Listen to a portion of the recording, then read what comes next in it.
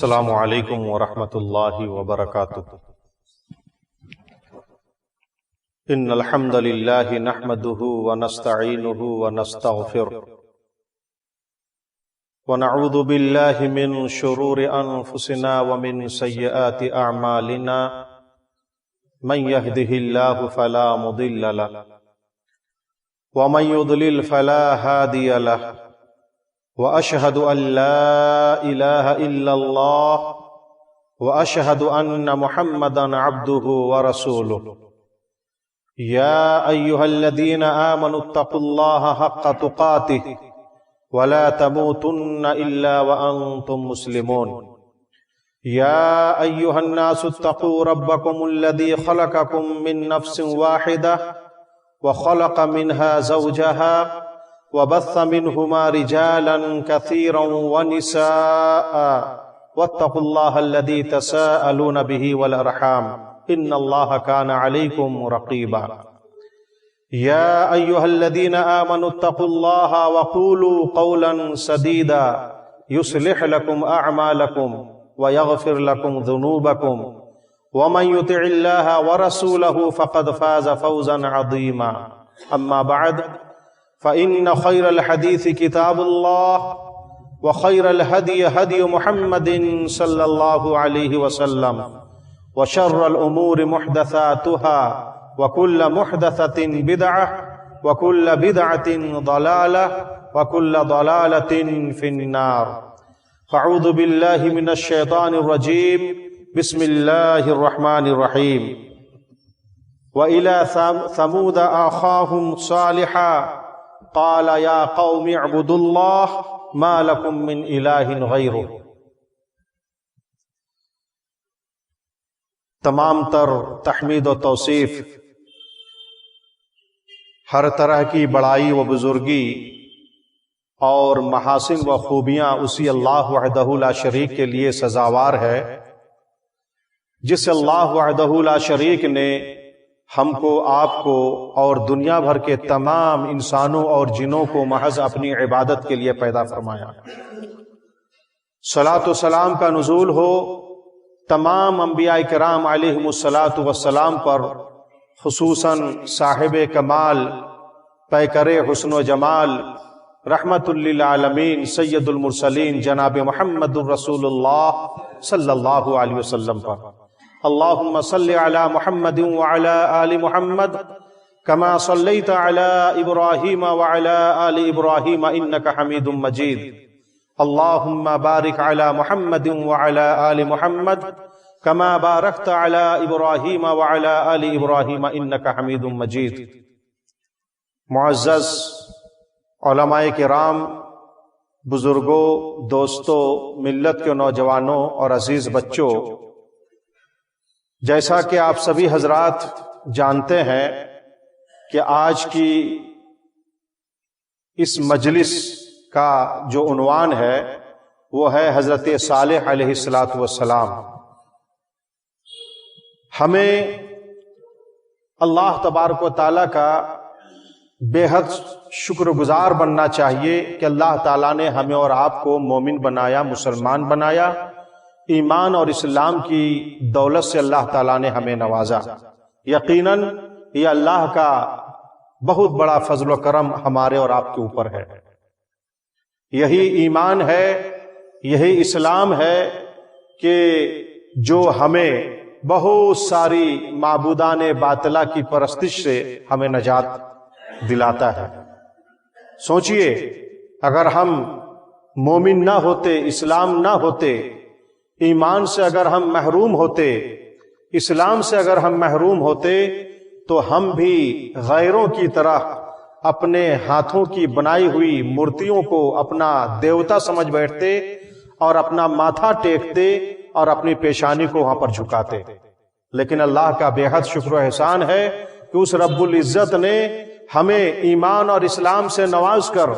موحد اور توحید پرست بنا کر کے اللہ تعالیٰ نے ہمیں ان گندے کاموں سے اور ان ناپاک حرکتوں سے ہمیں محفوظ رکھا ہے اور دور رکھا ہے۔ دعا کریں کہ اللہ تعالی ہمیں تا دم حیات، اپنی زندگی کے آخری سانس تک ایمان اور اسلام پر قائم رکھے۔ میرے محترم بھائیوں، ایمان اور اسلام ہی کا دین ہے کہ قرآن جیسی مقدس کتاب کو ہم اپنا دستور سمجھتے ہیں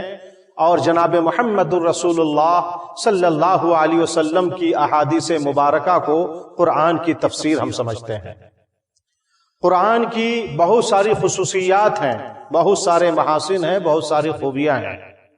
قرآن کی ایک بہت بڑی خوبی اور خصوصیت یہ ہے کہ قرآن کے اندر اللہ تبارک و تعالیٰ نے گزشتہ انبیاء کرام علیہم السلام اور ان کی قوموں کے کہانیوں کو، قصوں کو اور ان کی حالات زندگی کو بیان کیا ہے، جس کو ہم قصص الانبیاء کا نام دیتے ہیں، اور قصص الانبیاء ہی کا یہ سلسلہ یہ درس چل رہا ہے جس کی ایک کڑی آج کی یہ مجلس ہے۔ اللہ تبارک و تعالیٰ نے قرآن حکیم کے اندر انبیاء کرام کے قصوں کو اور ان کی حالات کو، ان کی زندگی کو اور ان کی زندگی میں پیش آنے والے مسائل کو کیوں بیان کیا ہے، اس کی کیا حکمتیں ہیں، اس کا بھی جاننا بہت ضروری ہے۔ تب جا کر کے قرآنی قصوں کا جو صحیح مفہوم ہے، صحیح مطلب ہے، صحیح تقاضا ہے، اس کو ہم سمجھ پائیں گے اور اس کا جو صحیح فائدہ ہے اس کو ہم حاصل کر پائیں گے۔ یاد رکھیں، بنیادی طور پر قرآن میں جو گزشتہ انبیاء کرام اور گزشتہ قوموں کے قصوں کو جو بیان کیا گیا ہے، اس کا ایک اہم مقصد اور اس کی اہم حکمت یہ ہے کہ اس سے امت محمدیہ عبرت حاصل کریں، موعظت حاصل کریں۔ اللہ تبارک و تعالیٰ نے سورہ یوسف آیت نمبر 111 کے اندر ارشاد فرمایا، لَقَدْ كَانَ فِي قَصَصِهِمْ عِبْرَةٌ لِأُولِي الْأَلْبَابِ، انبیاء کرام کے قصوں میں عقل مندوں کے لیے عبرت ہے، موعظت ہے، نصیحت ہے۔ اللہ تعالیٰ نے انبیاء کرام کے قصوں کو اور ان کی قوم کے حالات زندگی کو، ان کی عبرتناک انجام کو اور ان کے متبعین کے حسن انجام کو بیان کر کے امت محمدیہ کو یہ تعلیم دی ہے، یہ درس دیا ہے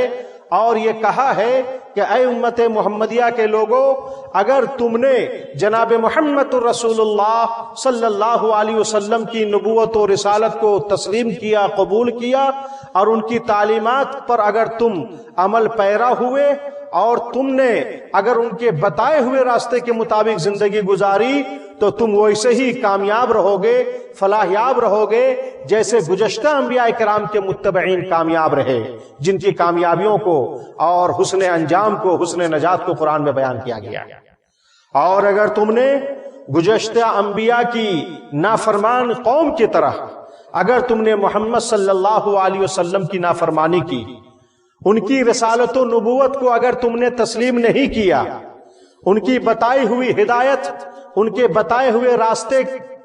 کے بتائی ہوئی ہدایت کے مطابق اگر تم نے زندگی نہ گزاری تو تمہارا ویسے ہی انجام بد ہوگا، تم ویسے ہی ہلاک و برباد ہوگے جیسے بنی اسرائیل کا حشر ہوا، جیسے قوم ثمود اور قوم عاد اور قوم لوط اور قوم نوح علیہم السلام، ان اقوام کی طرح تم بھی ہلاک و برباد ہو جاؤ گے، تہس نہس ہو جاؤ گے اور تمہارا بچانے والا کوئی نہیں ہوگا اور تم نیست نابود ہو جاؤ گے۔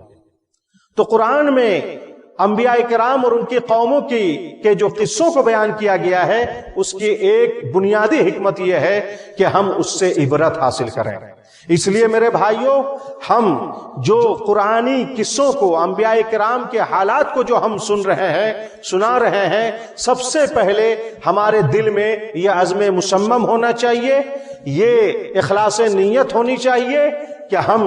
ان حالات زندگی سے، ان قصوں سے ہم عبرت حاصل کریں گے اور صحیح راستے پر ہم چلیں گے۔ ایک دوسری حکمت یہ بھی ہے کہ جناب محمد الرسول اللہ صلی اللہ علیہ وسلم کو تسلی دینا مقصد ہے، آپ علیہ الصلوۃ والسلام کو تسلی دینا مقصد ہے۔ چنانچہ سورہ ہود آیت نمبر 120 کے اندر اللہ تبارک و تعالیٰ نے ارشاد فرمایا وَكُلًّا نَقُصُّ عَلَيْكَ مِنْ أَنْبَاءِ الرُّسُلِ مَا نُثَبِّتُ بِهِ فُؤَادَكَ۔ اللہ تعالیٰ نے فرمایا اے محمد صلی اللہ علیہ وسلم، رسولوں کے تمام احوال کو جو ہم قرآن کے ذریعے سے آپ کے سامنے بیان کرتے ہیں، اس کا مقصد آپ کو تسلی دینا ہے اور آپ کو ہمت و حوصلہ دینا مقصد ہے۔ اس کا مقصد یہ ہے جناب محمد رسول اللہ صلی اللہ علیہ وسلم کو تسلی دی جا رہی ہے کہ اے محمد صلی اللہ علیہ وسلم، اگر یہ کفار مکہ، اگر یہ قریش مکہ والے آپ کی مخالفت کر رہے ہیں، آپ کے راستے میں کانٹے بچھا رہے ہیں، آپ کو اور آپ کے ساتھیوں کو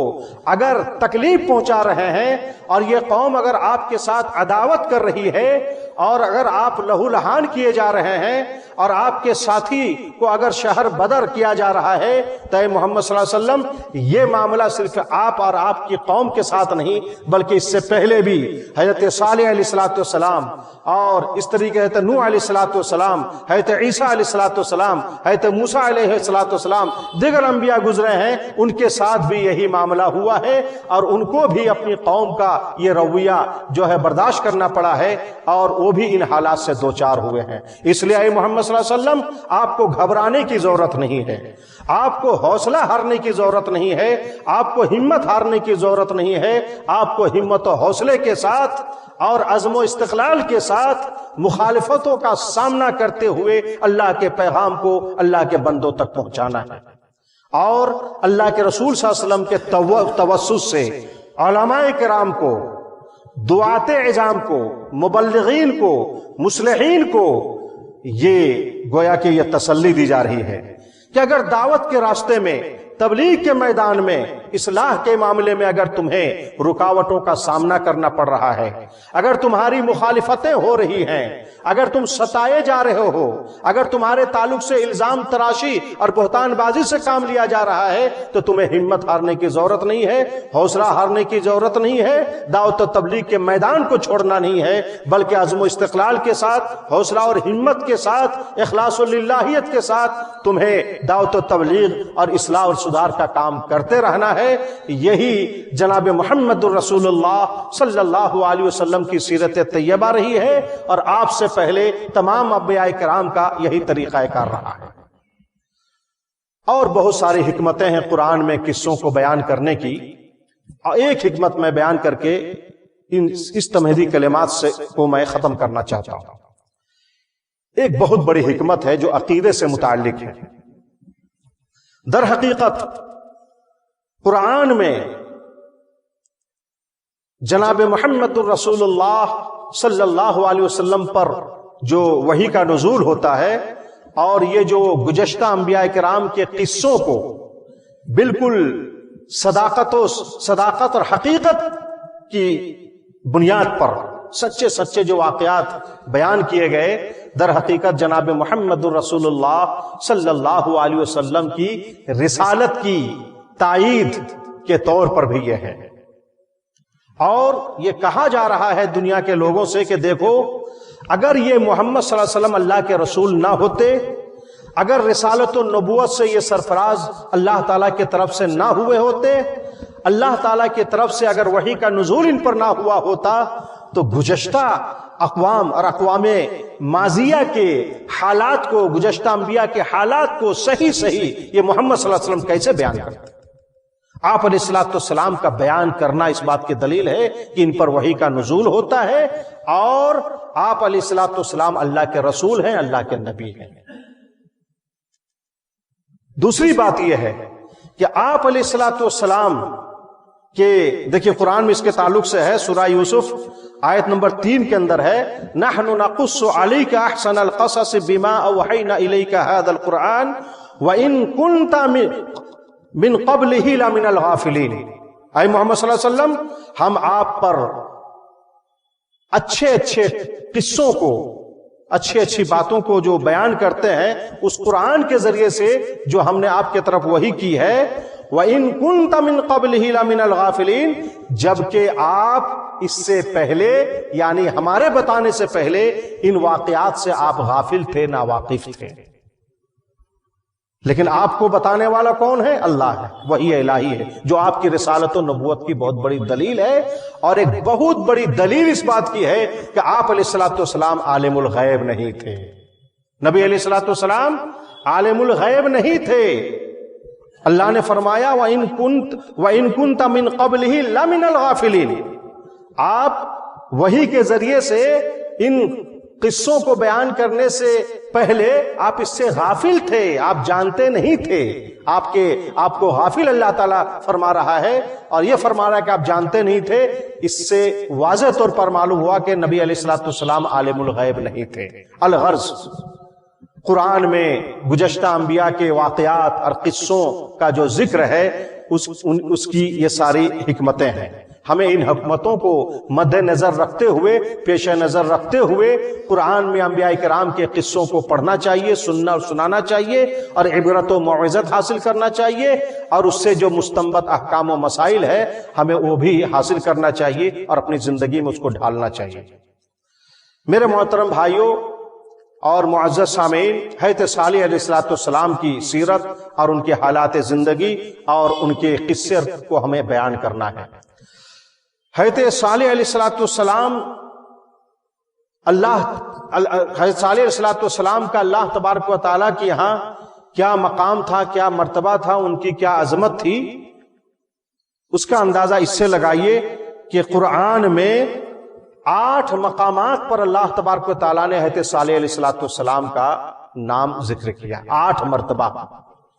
سورہ اعراف میں 3 جگہوں پر، آیت نمبر 73، آیت نمبر 75 اور آیت نمبر 77 میں، اور سورہ ہود کے اندر 4 آیتوں میں اللہ تعالیٰ نے حضرت صالح علیہ السلام کا نام لیا ہے۔ آیت نمبر 61، آیت نمبر 61، آیت نمبر 62، آیت نمبر 66 اور آیت نمبر 89، 1 کم 90 میں، اور سورہ شعراء میں 142ویں آیت کے اندر اللہ تعالیٰ نے حضرت صالح علیہ السلام کا نام لیا ہے۔ قرآن میں حضرت صالح علیہ السلام کا جو ہے یہ 8 مقامات پر نام لینا اس بات کی دلیل ہے کہ حضرت صالح علیہ السلام اللہ کے بڑے نیک اور برگزیدہ بندے تھے، اور اللہ تبارک و تعالیٰ کی یہاں ان کا مقام تھا، مرتبہ تھا اور عظمت تھی۔ اور ان کی جو قوم تھی ثمود، جس قوم کے طرف یہ نبی بنا کر کے بھیجے گئے تھے، وہ قوم ہے قوم ثمود۔ یہ جو قوم ثمود ہے، یہ قرآن کی 9 سورتوں میں قوم ثمود کا ذکر ہے۔ اندازہ لگائیے، اس 9 سورتوں میں، سورہ اعراف میں، سورہ ہود میں، سورہ حجر میں، سورہ نمل میں، سورہ فصلت میں، سورہ النجم میں، سورہ نجم میں، سورہ قمر میں، سورہ حاقہ میں اور سورہ شمس میں، ان 9 سورتوں میں اللہ تبارک و تعالیٰ نے قوم ثمود کا ذکر کیا ہے۔ اور حضرت صالح علیہ السلام کا جو قصہ ہے یہ 9-10 سے زائد سورتوں میں اس کا ذکر ہے، اگر سب ملا لیں گے تو۔ بہرکیف یہ جو حضرت صالح علیہ السلام تھے، یہ اللہ کے نبی تھے، اللہ کے پیغمبر تھے، اور ان کا سلسلہ نسب حضرت نوح علیہ السلام کے بیٹے سام سے ملتا ہے۔ ان کا سلسلہ نسب اس طریقے سے ہے: صالح ابن عبید ابن ماسح ابن عبید بن حاضر بن ثمود بن آثر بن روم بن سام بن نوح، اس طریقے سے ان کا سلسلہ نسب ہے۔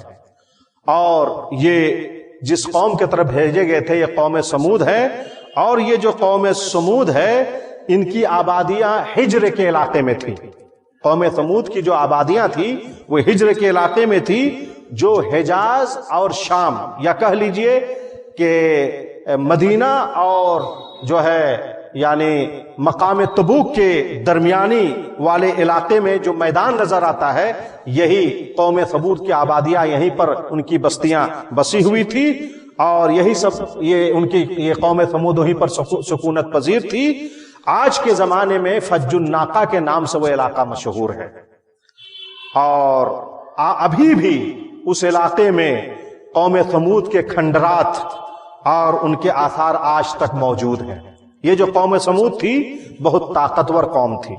اللہ تعالیٰ نے انہیں قوت دی تھی، توانائی دی تھی، اور بہت صلاحیتوں سے بھی اللہ تعالیٰ نے اس قوم کو نوازا تھا۔ بڑے اونچے تڑنگے اور بڑے مضبوط تھے۔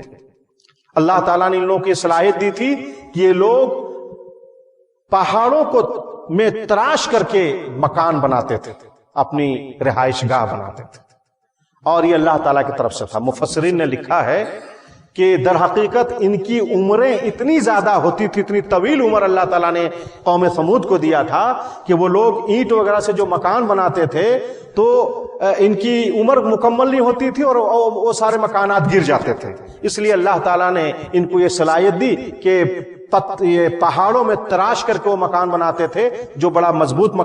مکان ہوتا تھا، رہائش گاہ ہوتی تھی، وہیں پر وہ لوگ زندگی گزارتے تھے۔ حضرت صالح علیہ السلام جب نبوت سے سرفراز کیے گئے اور تاج نبوت ان کے سر پر رکھا گیا تو ان کو قوم ثمود اور قوم ثمود ہی کے خاندان میں سے حضرت صالح علیہ السلام تھے، ان کے بھائی تھے، ان کے طرف یہ بھیجے گئے۔ تو حضرت صالح علیہ السلام نے قوم ثمود کو سب سے پہلے توحید کی دعوت دی۔ سورہ اعراف آیت نمبر 73 کے اندر اللہ تعالیٰ نے ارشاد فرمایا وَإِلَى ثَمُودَ أَخَاهُمْ صَالِحًا قَالَ يَا قَوْمِ اعْبُدُوا اللَّهَ مَا لَكُم مِّنْ إِلَٰهٍ غَيْرُهُ۔ حضرت صالح علیہ السلام نے قوم ثمود کو یہ دعوت دیتے ہوئے کہا یا قوم اعبدوا اللہ، اے میری قوم کے لوگوں اللہ کی عبادت کرو۔ یہ جو تم لوگ اللہ کو چھوڑ کر کے دیگر بتوں کی پرستش کرتے ہو، چاند اور سورج کو پوجتے ہو، تم لوگ ان کو نہیں، اللہ کو، اللہ کی عبادت کرو، اللہ کی پرستش کرو۔ یاد رکھو ما لکم من الہ غیرہ، اللہ کے علاوہ تمہارا کوئی معبود نہیں، اللہ کے علاوہ تمہارا کوئی معبود نہیں ہے، تمہاری عبادتوں کا مستحق صرف اللہ ہے، اللہ کے علاوہ تمہارا کوئی عبادتوں کا مستحق نہیں ہے، لہذا تم لوگ اللہ کی عبادت کرو۔ حضرت صالح علیہ السلام ہی نہیں، جتنے انبیاء کرام علیہ السلام اس دنیا میں تشریف لائے، مبعوث کیے گئے، سبوں نے اپنی دعوت کا آغاز توحید سے کیا ہے۔ یہاں سے توحید کی اہمیت اور اس کی فضیلت سمجھ میں آتی ہے۔ میرے بھائیوں، توحید ایک ایسی چیز ہے کہ اگر ہمارے پاس توحید ہے تو ہماری نماز، ہمارا روزہ، ہمارا حج، ہماری تسبیح و تحلیل، ہمارے زکوٰۃ و صدقات، ہماری دیگر عبادات یہ معتبر ہوں گی اور قابل قبول ہوں گی۔ اور اگر توحید نہیں ہے، اگر عقیدہ توحید ہمارے پاس نہیں ہے تو ہماری نمازیں بیکار ہوں گی، ہمارے حج، ہمارے روزے، ہمارے صدقات و خیرات سب بیکار ہوں گے، کسی کام کے نہیں ہوں گے۔ یہ عبادتیں اللہ کے ہاں نہ تو معتبر ہوں گی نہ ہی قابل قبول ہوں گی۔ توحید بہت ضروری ہے۔ توحید ہے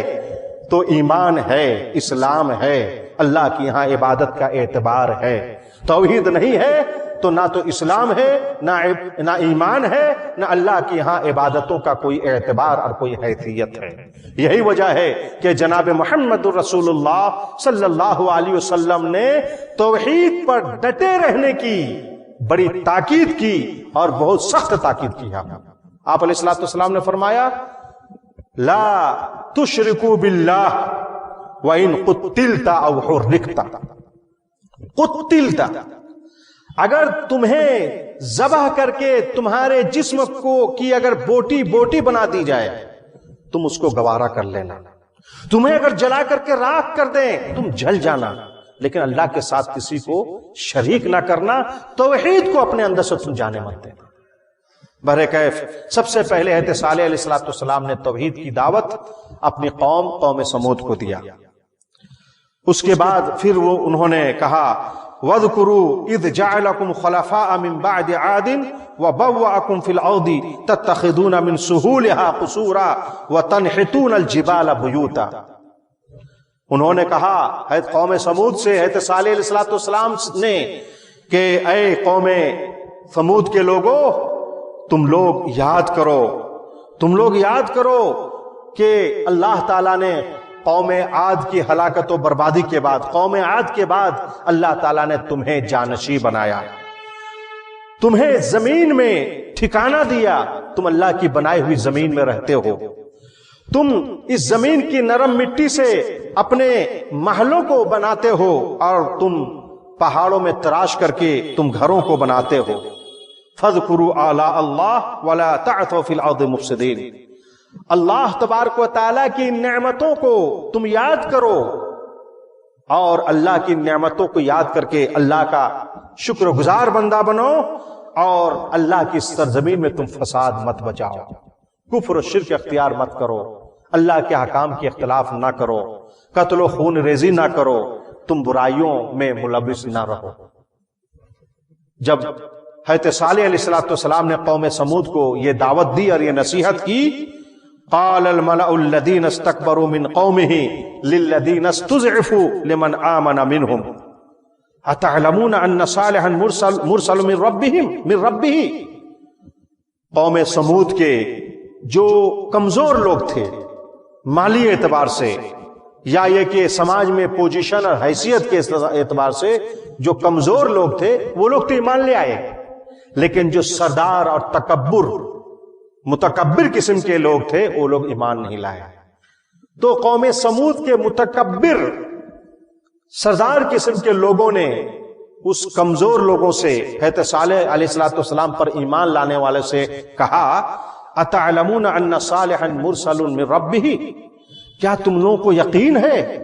کیا تم لوگ اس بات کو مانتے ہو کہ صالح علیہ السلام اپنے رب کے طرف سے مبعوث کیے گئے رسول ہیں، بھیجے ہوئے رسول ہیں، کیا تم لوگ اس بات کو مانتے ہو؟ مومنوں نے جواب دیا، انا بما ارسل بہ مؤمنون، ہم لوگ صالح علیہ السلام پر تو ایمان لائے ہی ہیں، ان کو تو اللہ کے رسول تو ہم مانتے ہی ہیں، جو کچھ بھی وہ اللہ تعالیٰ کے طرف سے لائے ہیں، جو احکام، جو وحی، جو مسائل، ہمارا ایمان اس پر ہے، اس کو بھی ہم مانتے ہیں۔ ان متکبرین نے، ناقبت اندیش بد نصیب قوم سمود کے کافروں نے کہا کہ انا بالذی آمنتم بہ کافرون، تم لوگ جس چیز پر ایمان لائے ہو ہم لوگ تو اس کا انکار کرتے ہیں، اس کا کفر کرتے ہیں، یعنی تکبر سے ان لوگوں نے یہ بات کہی۔ بہرکیف اس کے بعد حضرت صالح علیہ السلام نے اپنی قوم کے لوگوں سے کہا، توبہ کی تلقین کی، ان کو استغفار کرنے کا حکم دیا،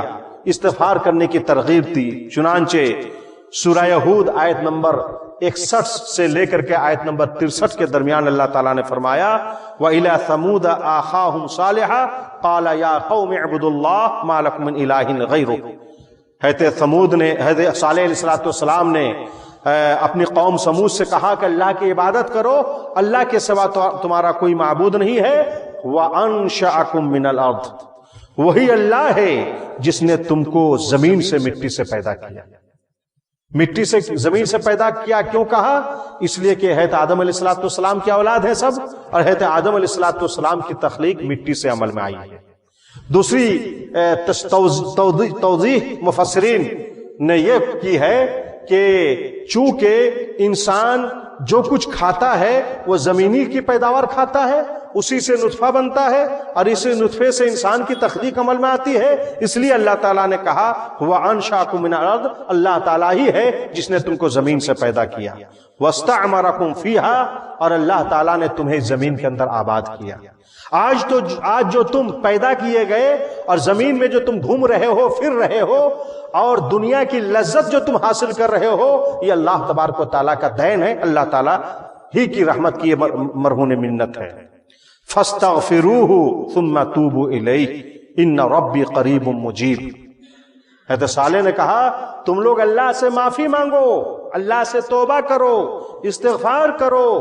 اور توبہ کر کے تم لوگ حق کو قبول کر لو، میری رسالت کو تسلیم کر لو، اللہ تبارک و تعالیٰ کی دی ہوئی تعلیمات کو تم لوگ اپنی زندگی میں ڈال لو۔ قالوا یا صالح قد كنت فینا مرجوا قبل هذا، قوم سمود کے لوگوں نے کہا کہ اے صالح علیہ السلام، آپ سے تو ہم لوگ کو بڑی امید تھی، آپ بڑے با اخلاق تھے، آپ کی بڑی اچھی عادتیں تھیں، آپ تو بڑے نرم طبیعت کے تھے، ہمارے میں تو ہم لوگ تو آپ کو بڑی عزت کی نگاہ سے دیکھتے تھے، آپ سے بڑی امید تھی کہ آپ ہمیں برا بھلا نہیں کہیں گے، لیکن آپ کا حال یہ ہے اتنہانا ان نعبد ما یعبد آباؤنا، کہ ہمارے باپ دادا جن بتوں کی پرستش کرتے تھے ان بتوں کی پرستش کرنے سے آپ ہم کو روکتے ہیں، آپ سے ہمیں اس بات کی امید نہیں تھی۔ وَإِنَّنَا لَفِي شَكٍّ مِّمَّا تَدْعُونَنَا إِلَيْهِ مُرِيبٍ، اب جس چیز کی ہمیں دعوت دے رہے ہیں ہمیں اس پر پورا ڈاؤٹ ہے، پورا شک ہے، شبہ ہے۔ ہم اس کو نہیں مان سکتے۔ حضرت صالح نے کہا یا قوم ارأیتم ان کنت علی بینۃ من ربی وآتانی منہ رحمۃ فمن ینصرنی من اللہ ان عصیتہ۔ حضرت صالح نے کہا میری قوم کے لوگوں، تم مجھے اچھی نگاہ سے دیکھتے تھے، تم لوگوں کا بڑا بہت شکریہ، بڑی عزت و احترام کی نگاہ سے تم لوگ ہمیں دیکھتے تھے، بہت اچھی بات ہے۔ سنو،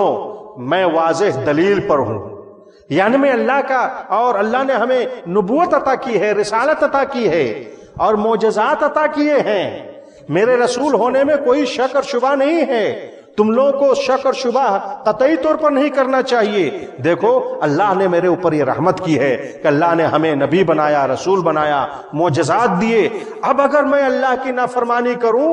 یعنی غیر اللہ کی پرستی سے تمہیں اگر ہم نہ روکیں گے تو یہ اللہ کی نافرمانی ہوگی، اگر ہم تمہیں توحید کی دعوت نہیں دیں گے تو یہ اللہ کی نافرمانی ہوگی، اور اگر میں اللہ کی نافرمانی کروں گا تو کون ہماری مدد کرے گا، کون ہماری تائید کرے گا، کون ہماری نصرت کرے گا، کون ہماری حفاظت کرے گا، ہم کہاں جائیں گے، ہم تو ہلاک و برباد ہو جائیں گے۔ فما تزیدوننی غیر تقصیر، تم لوگ تو میرا گھاٹا ہی،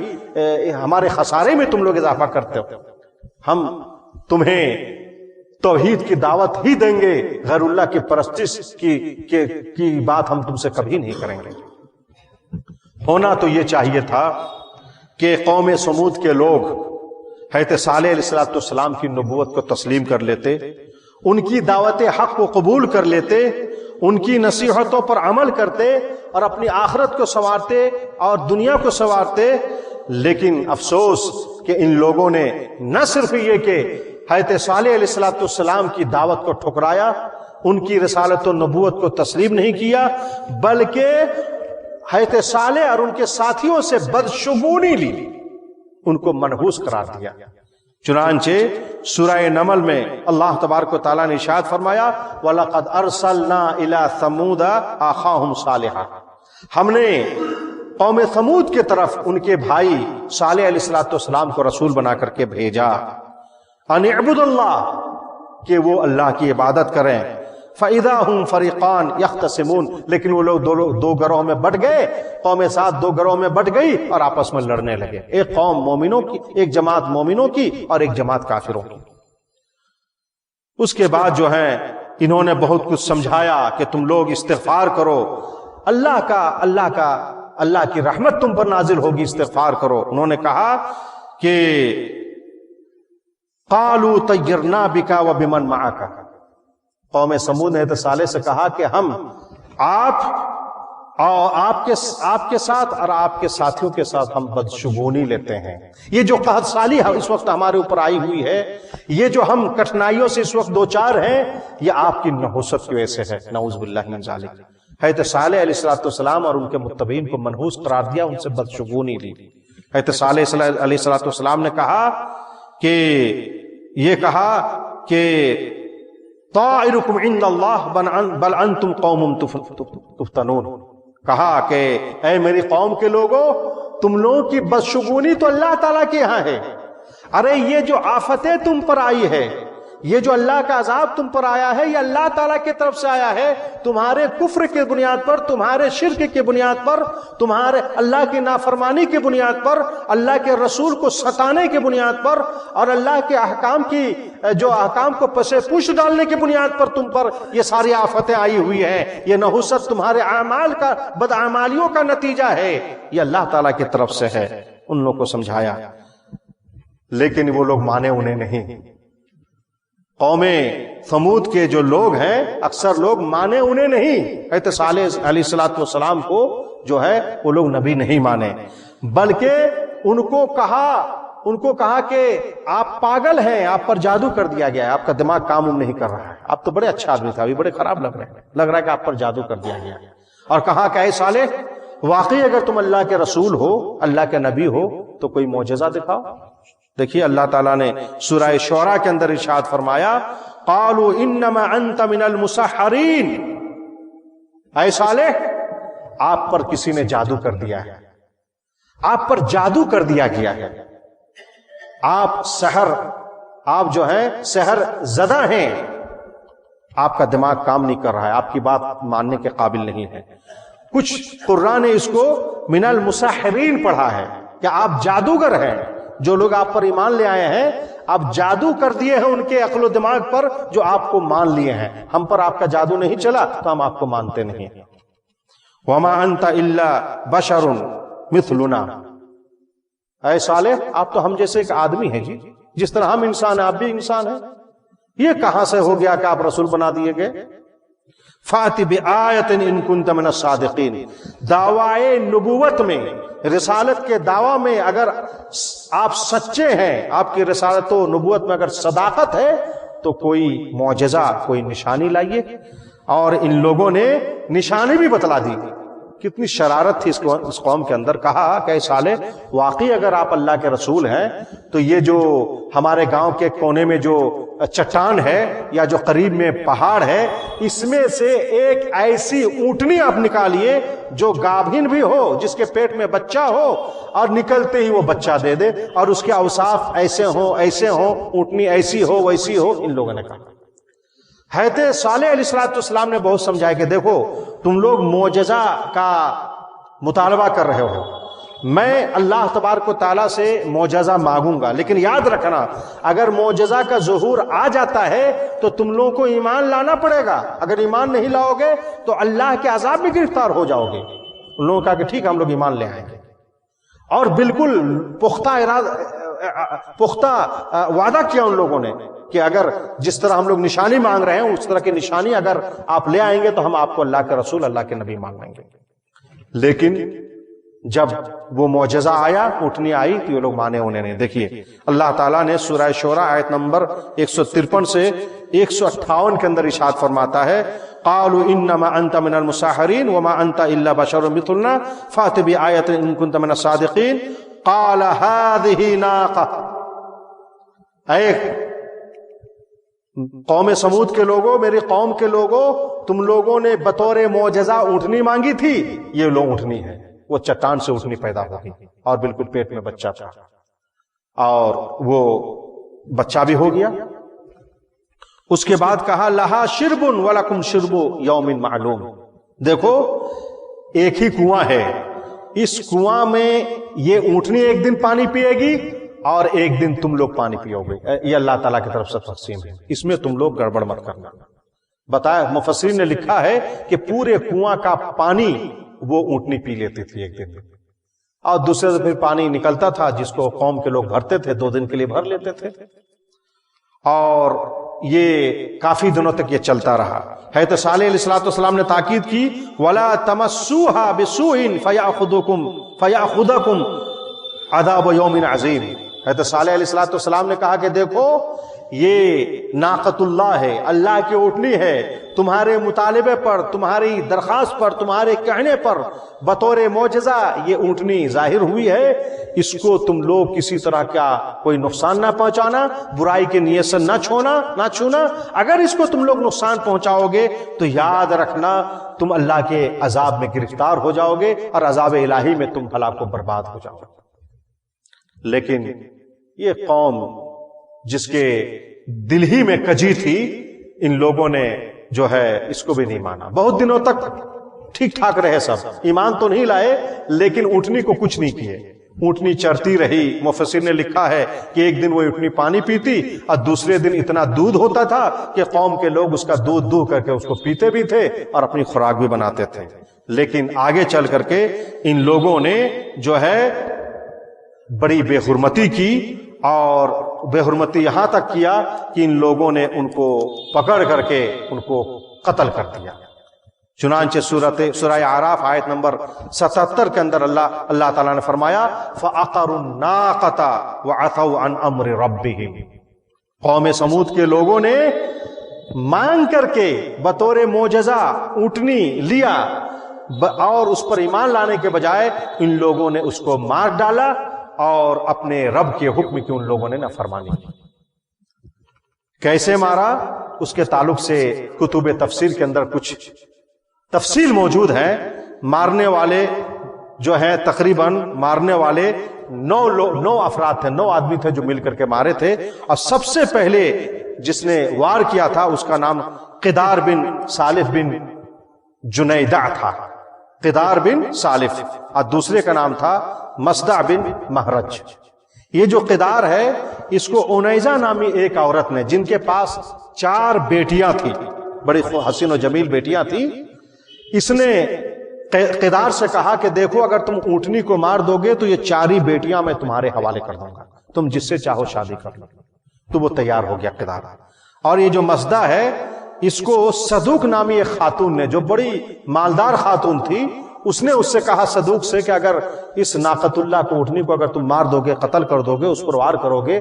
تو میں تمہیں اپنے آپ کو تمہارے حوالے کر دوں گی۔ بہرکیف ان دونوں نے پھر اور لوگوں کو تیار کیا اور قوم کے 9 سردار قسم کے لوگ مل کر کے اس اونٹنی پر حملہ کرنے کے لیے تیار ہو گئے۔ چنانچہ سورہ نمل آیت نمبر 48 کے اندر اللہ تبارک و تعالیٰ نے ارشاد فرمایا وَكَانَ فِي الْمَدِينَةِ 9 رَهْطٍ يُفْسِدُونَ فِي الْأَرْضِ وَلَا يُصْلِحُونَ، اس شہر میں یعنی ہجر کے علاقے میں قوم سمود میں 9 سردار ایسے تھے جو زمین میں وہ لوگ فساد مچاتے تھے اور وہ لوگ اصلاح نہیں کرتے تھے۔ ان لوگوں نے جو ہے کیا کیا؟ قرآن میں اللہ تعالیٰ نے سورہ اعراف آیت نمبر 77 کے اندر ہے فَعَقَرُوا النَّاقَةَ وَعَتَوْا عَنْ أَمْرِ رَبِّهِمْ وَقَالُوا يَا صَالِحُ ائْتِنَا بِمَا تُعِدُنَا إِن كُنتَ مِنَ الْمُرْسَلِينَ۔ دیکھیں ان لوگوں کی شرارت اور ان لوگوں کی سرکشی۔ ان لوگوں نے کیا کیا؟ سب سے پہلے اونٹنی کو مار دیا۔ کیسے مارا؟ سب سے پہلے ان کے چاروں پاؤں کو ان لوگوں نے مار دیا۔ اونٹنی بیٹھ گئی، پھر اس پر سب مل کر کے حملہ کیے اور ان کو ختم کر دیے۔ اس کے بچہ نے دیکھا کہ اس اونٹنی کے ساتھ یہ حشر ہو رہا ہے، بچہ دوڑتا ہوا گیا اور اسی چٹان میں جہاں سے لوگ ظاہر ہوئے تھے اسی میں وہ بچہ چھپ گیا۔ اور ان لوگوں نے اونٹنی کو مارنے کے بعد کہا کہ اے صالح، بڑے اپنے آپ کو اللہ کا رسول بتاتے ہو، اپنے آپ کو اللہ کا مقرب بندہ بتاتے ہو اور کہتے ہو کہ تمہاری بات نہیں مانیں گے، اونٹ کو مار ڈالیں گے، اونٹ کو نقصان پہنچائیں گے تو اللہ کا عذاب آئے گا، چلو تم اللہ سے دعا کرو کہ ہم پر عذاب آ جائے۔ ان لوگوں نے اس طریقے سے کہا۔ جب ان لوگوں نے کہا اس طرح تو حضرت صالح علیہ السلام نے کہا کہ اے میری قوم کے لوگوں، میں نے تم لوگوں کو سمجھایا تھا کہ تم لوگوں کے مطالبے پر یہ اونٹنی ظاہر ہوئی ہے، اس کو تکلیف نہ پہنچانا، اللہ پر ایمان لے آؤ، میری رسالت پر تسلیم کر لو ورنہ اللہ کا عذاب آ سکتا ہے۔ اس کے باوجود بھی تم لوگوں نے شرارت کی اور ناقۃ اللہ کو، اللہ کی سنی کو تم لوگوں نے مار ڈالا۔ تمتعوا فی دارکم 3 ایام، 3 دنوں تک تم اپنے گھروں میں تم لوگ رہو، حسب معمول زندگی گزارو، 4تھے دن اللہ تبارک و تعالیٰ کا عذاب تم پر آ پہنچے گا۔ اس کے بعد ان لوگوں نے ان کی قتل کی سازش کی، کہا کہ 4تھے دن آنے سے پہلے ہی صالح ان کے گھر والوں کو ختم کر دیں گے۔ حضرت صالح علیہ السلام کو نعوذ باللہ من ذالک ختم کر دیں گے تاکہ عذاب ہی نہیں آئے، نہ حضرت صالح رہیں گے نہ عذاب آئے گا، لیکن ان پر عذاب آ گیا۔ چنانچہ اللہ تعالیٰ نے سورہ ہجر آیت نمبر 80 سے لے کر کے آیت نمبر 84 تک ارشاد فرماتا ہے وَلَقَدْ كَذَّبَ أَصْحَابُ الْحِجْرِ الْمُرْسَلِينَ، یہ ہجر والوں نے، قوم ثمود کے لوگوں نے اور حضرت صالح علیہ السلام کی قوم نے یہ رسولوں کو جھٹلایا۔ دیکھیے یہاں پر کہا رسولوں کو جھٹلایا، در حقیقت ایک رسول کی تکذیب تمام رسولوں کی تکذیب ہوتی ہے۔ کہا گیا تم ان لوگوں نے رسولوں کو جھٹلایا۔ وَآتَيْنَاهُمْ آيَاتِنَا فَكَانُوا عَنْهَا مُعْرِضِينَ، ہم نے ان کو اپنی نشانی معجزہ ان کو دیا تھا لیکن وہ لوگ اس سے اعراض کیے، انکار کیے، سبق حاصل نہیں کیے۔ وَكَانُوا يَنْحِتُونَ مِنَ الْجِبَالِ بَيُوتَ آمِنِينَ، اور وہ لوگ پہاڑوں میں جو ہے تراش کر کے مکان بناتے تھے امن و سکون کے ساتھ۔ فَأَخَذَتْهُمُ الصَّيْحَةُ مُصْبِحِينَ، تو صبح ہوتے ہوتے ان کو چیخ نے، سخت آواز نے ان لوگوں کو پکڑ لیا اور وہ لوگ ہلاک و برباد ہو گئے۔ اللہ فرماتا ہے فَمَا أَغْنَى عَنْهُمْ مَا كَانُوا يَكْسِبُونَ، وہ لوگ، ان لوگوں کے پاس صلاحیت بہت تھی، بہت قوت تھی، ان لوگوں کے پاس بڑے بڑے مکانات تھے، بڑے بڑے محلات تھے، پہاڑوں میں تراش کر کے ان لوگوں نے مضبوط قلعے بنائے تھے، ان کے پاس مال و دولت تھی، طاقت و قوت تھی اور ان کے پاس لشکر اور فوج کی بڑی تعداد تھی، لیکن ان تمام چیزوں نے ان لوگوں کو اللہ کے عذاب سے نہیں بچایا۔ میرے بھائیوں، جب اللہ تبارک و تعالیٰ کا عذاب آتا ہے تو کوئی بچانے والا نہیں ہوتا ہے۔ ہمیں چاہیے کہ ہم اور آپ اس سے پہلے کہ اللہ کا غضب کا نزول ہو، اللہ کے عذاب کا نزول ہو، کساد بازاری کی شکل میں، بیماری کی شکل میں، حالات ناسازگار ہونے کی شکل میں اور دوسری شکلوں میں، ہم کو اس سے پہلے اپنی اصلاح کر لینی چاہیے اور ہمیں تائب ہو جانا چاہیے، توبہ استغفار کر کے ہمیں جو ہے اللہ تبارک و تعالیٰ کا متقی اور پرہیزگار بندہ بن جانا چاہیے۔ ہم میں سے جو بے نمازی ہیں، یعنی کبھی کبھار نماز پڑھتے ہیں یا صرف جمعہ کی نماز پڑھتے ہیں، ان کو چاہیے کہ نماز کے پابند ہو جائیں۔ ہمارے گھر کے کوئی افراد اگر بے نمازی ہیں، ان کو نمازی بنانے کی کوشش کریں۔ ہمارے دوست و احباب میں، ہمارے رشتہ داروں میں، ہمارے ملنے جلنے والوں میں اگر کوئی مشرک ہے، کوئی بدعتی ہے، توحید کی نعمت سے وہ محروم ہے، تو ہمیں ان پر محنت کرنا چاہیے، ان پر کوشش کرنی چاہیے اور ان کو موحد بنانے کی ہر ممکن تدبیر کرنی چاہیے۔ یہ ایک مومن کی شان ہوتی ہے، مومن کی پہچان ہوتی ہے، اور اسلام کو ہمیں دوسروں تک پہنچانے کی بھی ہر ممکن کوشش کرنی چاہیے۔ دیکھیے آج برادران وطن اور غیر مسلم قوم جو اسلام سے بدظن ہے، جو ہم سے متنفر ہیں، اس میں ہماری بھی کچھ غلطی ہے۔ ہم ان کے دلوں میں اسلام سے متعلق جو شکوک و شبہات ہے اس کو ازالہ کرنے کی ہم نے کوشش نہیں کی۔ ہمیں ان کو اسلام کی طرف ہم ان کو بلائے نہیں، ہم اپنے کیریکٹر، اپنے کردار، اپنے گفتار، اپنے اخلاق کے ذریعے سے ہم ان کو بتلانے کی کوشش نہیں کیے کہ ہم تمہارے خیر خواہ ہیں۔ مسلمانوں میں انسانیت ہوتی ہے، مسلمان انسانوں کا خیر خواہ ہوتا ہے، بدخواہ نہیں ہوتا ہے۔ یہ ہم اس سلسلے میں بہت کوتاہی سے کام لیے، تساہلی سے کام لیے، سستی سے کام لیے، اور اسلام دشمن عناصر نے ان کے ذہن و دماغ میں اسلام کے تعلق سے، مسلمانوں کے تعلق سے شکوک و شبہات بھر دیا اور نفرت ان کے دلوں میں بھر دی، جس کا نتیجہ یہ ہے کہ آج وہ ہم سے متنفر ہے۔ ہم دوستی کا ہاتھ بڑھاتے ہیں، وہ ہمیں دشمنی سے انگلیاں دکھاتا ہے۔ لہٰذا ہمیں اور آپ کو چاہیے کہ دعوت و تبلیغ کے معاملے میں انفرادی طور پر، جماعتی طور پر ہمیں اس سلسلے میں جو ہے یہ بہت محنت کرنی چاہیے۔ جامعہ سلفیہ بنارس میں کلیت الدعوہ سال اخیر میں ایک کتاب داخل نصاب ہے، اصول الدعوہ، عبد الکریم زیدان کی لکھی ہوئی کتاب ہے، اور میری خوش نصیبی ہے کہ اس کتاب کو میں پڑھاتا ہوں۔ دعوت سے متعلق بہت بہترین کتاب ہے۔ یہ کتاب اردو زبان میں بھی موجود ہے، اردو زبان میں اس کا ترجمہ ہوا ہے، آپ نیٹ سے اس کو ڈاؤن لوڈ کر سکتے ہیں۔ آپ اس کتاب کو پڑھیے، آپ کو اندازہ ہوگا کہ دعوت کا کام کتنا ضروری ہے، دعوت کے کام سے پہلے تو ہی اختیار کرنے کی صورت میں کیسے بھیانک انجام ہوتے ہیں، اس کو ہمیں پڑھنا چاہیے۔ میرے محترم بھائیوں، یہ جو قوم سمود پر جو عذاب آیا اور اس سلسلے میں جو الفاظ قرآن میں آئے ہوئے ہیں، ایک آیا ہے صاعقہ، ایک جگہ پر آیا کہ ان پر صاعقہ نازل ہوا، یعنی کڑکدار بجلی ان پر طاری ہوئی،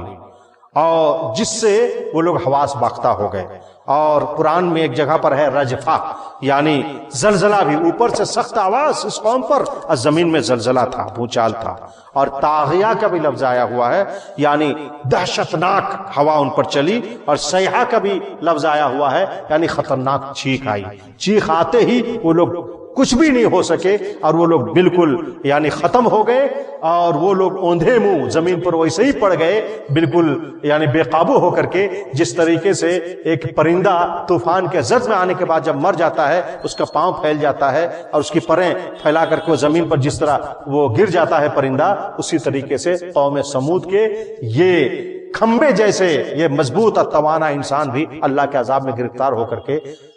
نیست و نابود ہو گئے، اور عبرت ناک ان کی زندگی بن گئی۔ ہم اور آپ کو چاہیے کہ ہم اور آپ ان سے عبرت حاصل کریں۔ میرے بھائیوں،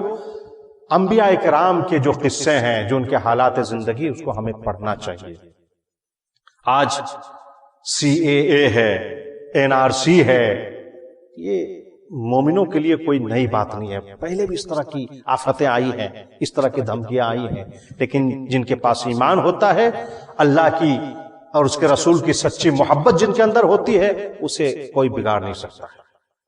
وَقَالَ الَّذِينَ كَفَرُوا لِرُسُلِهِمْ لَنُخْرِجَنَّكُمْ مِنْ أَرْضِنَا أَوْ لَتَعُودُنَّ فِي مِلَّتِنَا۔ کافروں نے رسولوں سے کہا،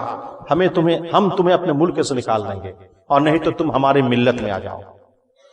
تم بھی کفر و شرک اختیار کر کے ہمارے ساتھ مشرک بن جاؤ، کافر بن جاؤ اور ہماری بات کو مان جاؤ، ورنہ تمہیں ہم ملک سے نکال دیں گے۔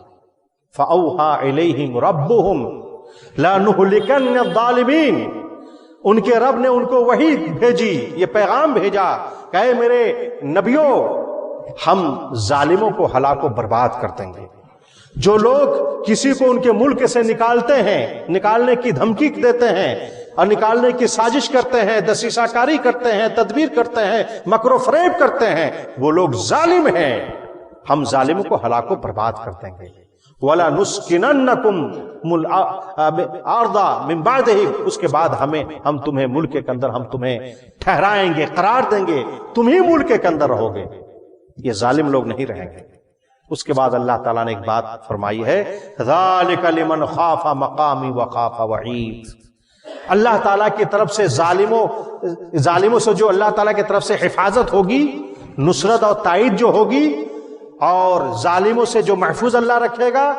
اور ظالم قوم کو جو اللہ ہلاک و برباد کرے گا، یہ کن لوگوں کے لیے ہے؟ یہ ان لوگوں کے لیے ہے جو میرے پاس کھڑے ہونے سے جو ڈرتے ہیں اور میرے وعید سے ڈرتے ہیں۔ یعنی قیامت کے روز میدان محشر میں اللہ تبارک و تعالیٰ کی عدالت میں جو حساب و کتاب ہونا ہے، اس کا خوف جس کے دل میں ہوگا اور اس کی روشنی میں جو تقوی و طہارت اور مومنانہ زندگی گزارے گا اور جو میرے وعید سے ڈرے گا، جس کے دل میں خوف ہوگا، ایسے ہی لوگوں کے لیے یہ خوشخبری ہے، بشارت ہے کہ ظالموں کے مقابلے میں ان کی تائید ہوگی، ان کی نصرت ہوگی، ان کی حفاظت ہوگی، اور ظالمین کو اللہ تعالیٰ ہلاک و برباد کر دے گا۔ خلاصہ کلام یہ ہے کہ موجودہ ناسازگار حالات میں اپنی جان، اپنے ایمان، اپنی تجارت، کاروبار، اپنے اہل و عیال اور اپنے ملک کی حفاظت کے لیے ضروری ہے میرے مسلمان بھائیوں کہ ہم اور آپ تقوی اختیار کریں، طہارت اختیار کریں اور اللہ کا نیک بندہ بنیں، پانچوں وقت کی نماز کی پابندی کریں، سنن و نوافل کا اہتمام کریں، تسبیح و تحلیل سے وابستگی پیدا کریں، تلاوت قرآن کریں اور پانچوں وقت کی نماز پڑھتے ہوئے اللہ سے دعا کریں، بلکہ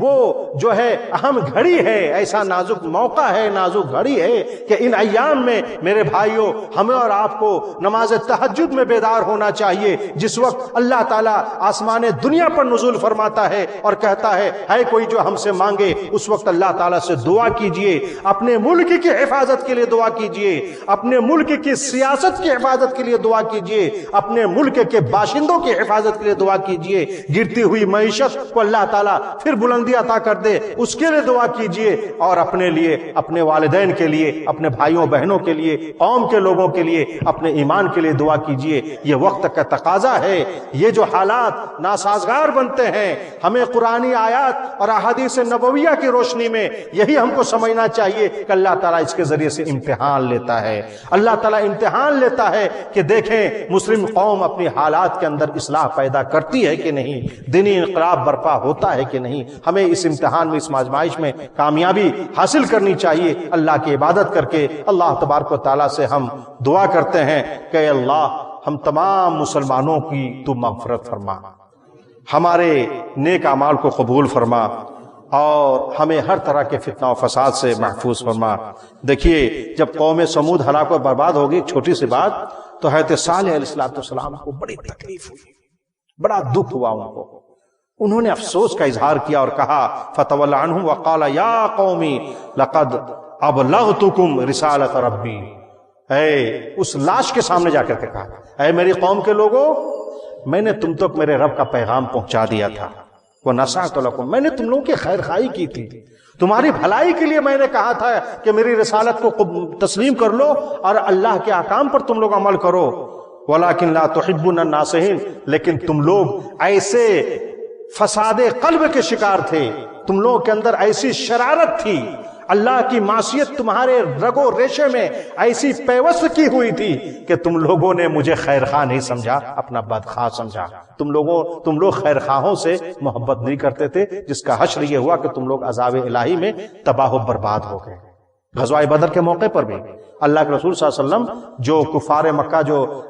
اس میں جو جہنم رسید کر دیے گئے تھے، جو قتل ہوئے تھے، ان کو بدر کے کنواں میں ڈال دیا گیا تھا۔ اللہ کے رسول صلی اللہ علیہ وسلم وہاں پر جا کر کے کہے تھے کہ دیکھا تم لوگوں نے اپنا انجام، ہم نے تو اب اللہ کا وعدہ دیکھ لیا۔ اور صحابہ کرام کے پوچھنے پر اللہ کے رسول نے کہا تھا کہ میری ان باتوں کو تم سے زیادہ وہ سن رہے ہیں۔ میرے بھائیوں، یہ جو قوم سمود کا جو واقعہ ہے، غزوہ تبوک میں جب اللہ کے رسول صلی اللہ علیہ وسلم سن 9 ہجری میں جا رہے تھے، وہاں سے گزر ہوا تھا اور وہاں پر قیام بھی ہوا تھا، تو اس کنواں کے پانی سے آٹا بھی گوندھ دیا گیا تھا۔ یہ بہت ساری روایتوں کا خلاصہ ہے۔ تو اللہ کے رسول صلی اللہ علیہ وسلم کو جب معلوم ہوا تو کہا کہ اس آٹا کو پھینک دو، اسے جانوروں کو کھلا دو، اور یہاں سے اٹھو، وہاں سے بھاگ گئے، وہاں سے دوسری طرف چلے گئے۔ اللہ کے رسول نے کہا یہ وہ آبادیاں ہیں جہاں پر اللہ کا عذاب نازل ہوا ہے، یہاں سے جب گزرو تو روتے ہوئے گزرو، اگر رونا نہیں آتا ہے تو رونے کی طرح چہرہ بنا لو، اور اللہ کا خوف کھاؤ کہ کہیں اللہ کا عذاب نہ آ جائے۔ اللہ کے رسول صلی اللہ علیہ وسلم ایسا کہتے تھے۔ ہم کہاں ہیں ان کے مقابلے میں میرے بھائیوں؟ ہم کہاں ہیں؟ آج برائیاں ہم رہ رہ کے کرتے ہیں، اللہ کی مخالفتیں ہوتی ہیں، اللہ کی نافرمانیاں ہوتی ہیں، کچھ نہیں ہوتا۔ میرے بھائیوں، ہمیں اور آپ کو چاہیے کہ ہم اور آپ اللہ کے طرف رجوع کریں،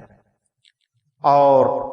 یہ جو باتیں بتائی گئی ہیں اس پر ہمیں اور آپ کو سننے سنانے سے زیادہ اس پر عمل کرنا چاہیے۔ اللہ تعالی ہمیں اور آپ کو توفیق دے۔ میں بڑا شکر گزار ہوں مقامی جمعیت اہل حدیث مدن پورہ کے ذمہ داروں کا، جنہوں نے مجھے اس لائق سمجھا کہ میں یہاں آ کر کے بیٹھوں اور کچھ آپ لوگوں سے دینی باتیں کروں، اور یہ میری زندگی کی آپ حضرات کی خدمت میں یہ پہلی حاضری ہے۔ اللہ تعالی ہمارے اس مل بیٹھنے کو قبول فرمائے۔ والسلام علیکم۔